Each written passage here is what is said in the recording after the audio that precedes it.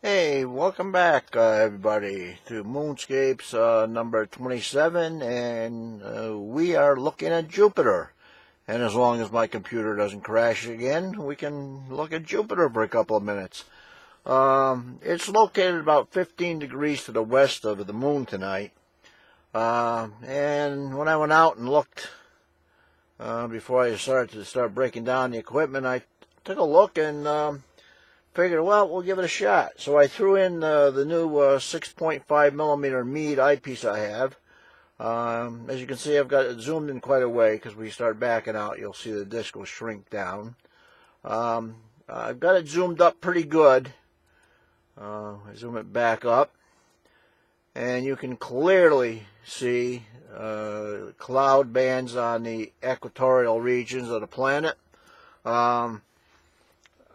I'm not exactly which is north and which is south here because I wasn't very careful about which way I inserted the camera in the telescope. I was more concerned about keeping Jupiter on the screen, so I can't vouch for north and south here. But you can see the polar regions. And one thing about Jupiter, it's a very large planet, and it rotates in around 10 hours. It rotates so fast that its poles actually flatten out compared to the rest of the planet. If you notice, it doesn't look perfectly round. You notice it's flattened in the poles.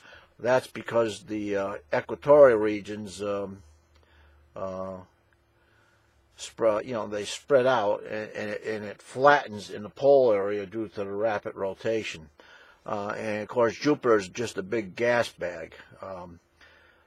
In fact, there are some calculations that say if Jupiter had been, roughly 10 times or a little bit more in size than it is now, that it would have actually turned on its nuclear reactor.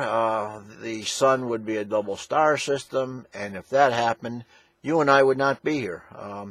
It would have thrown off the delicate balance for what we have here on Earth, and life would not have been possible here.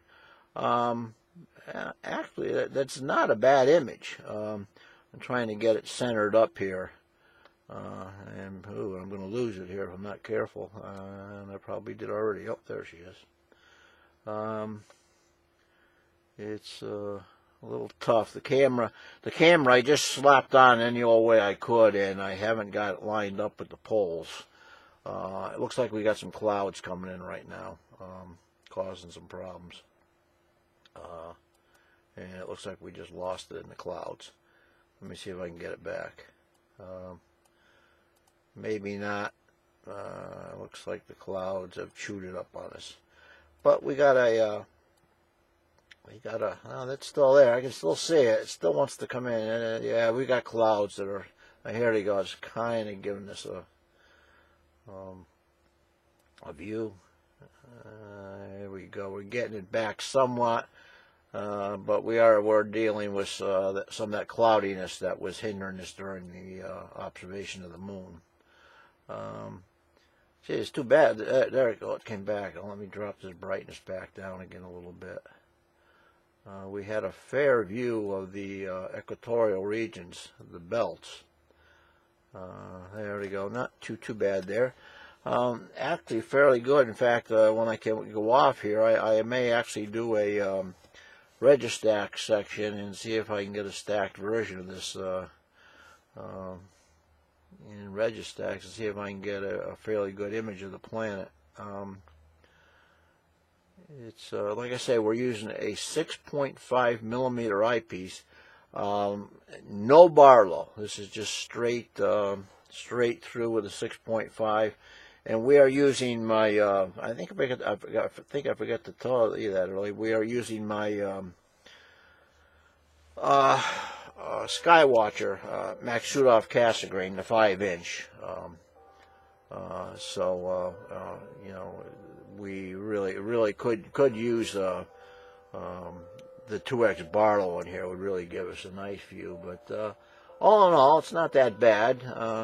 We got a good view of the equatorial belts. One is the north equatorial belt, one is the south equatorial belt. And again, I'm sorry because I had to work so quick I can't remember which way I flipped the camera on, whether north is up or down here, so you have to forgive me there. I had to work quickly just to make sure that I could get this view in. Checking the computer, it feels warm over in that corner. I just don't know what that problem is. I sure wish I do, because I hate doing videos and getting 15, 20 minutes in and bang, off it goes. And I kind of had to throw 2 of those videos together to complete that last moon video. Yeah, we're having some cloud problems here. It's in and out with the clouds. But I thought I'd come back, give you this little view of Jupiter. It's the first time I've tried with this lunar series. We're just battling with these clouds. Here, I'll turn up the brightness again as we're looking through some more clouds. But all in all, not that bad. Color, let me see. Up the color a little bit and see if anything happens. It turns a kind of a blue. That's a very unnatural look. That's not. Jupiter is actually a yellowish color. The bands tend to be a beige brown, and we're not getting a true color. When I drop it down in this when I get down in this layer here, right about in here, we get pretty close. Again, it's a creamy white looking, and then the darker belt regions take on that dark look. And now, yeah, here we go. See the let's put the auto back on, because the clouds seem to, there we go, the clouds seem to have cleared away.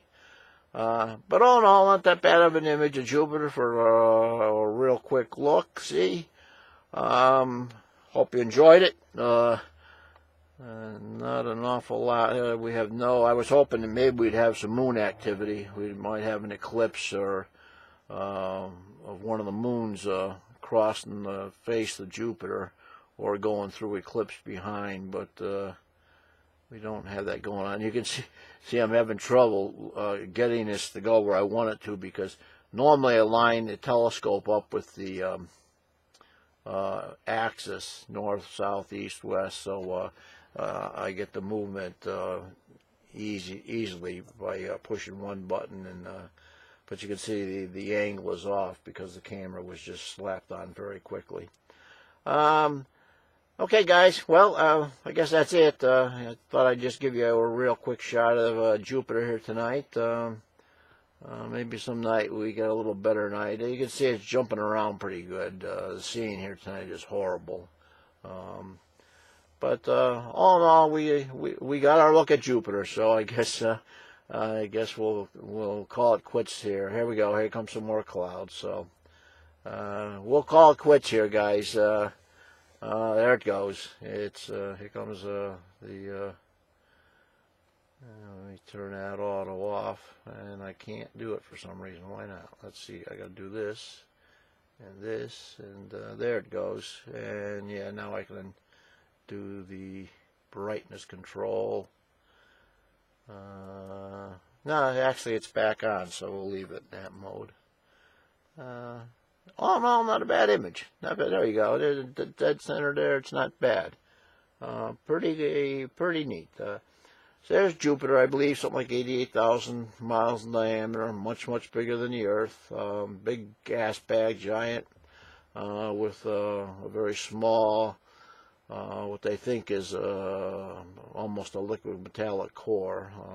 Very strange planet. And like I say, if it had been not a heck of a lot bigger, it may have turned on and made us a double star, and we wouldn't be here. So, guys, I guess that's it for tonight and Jupiter. And I'll say again, good health, clear skies, and we'll see you soon. Take care, guys.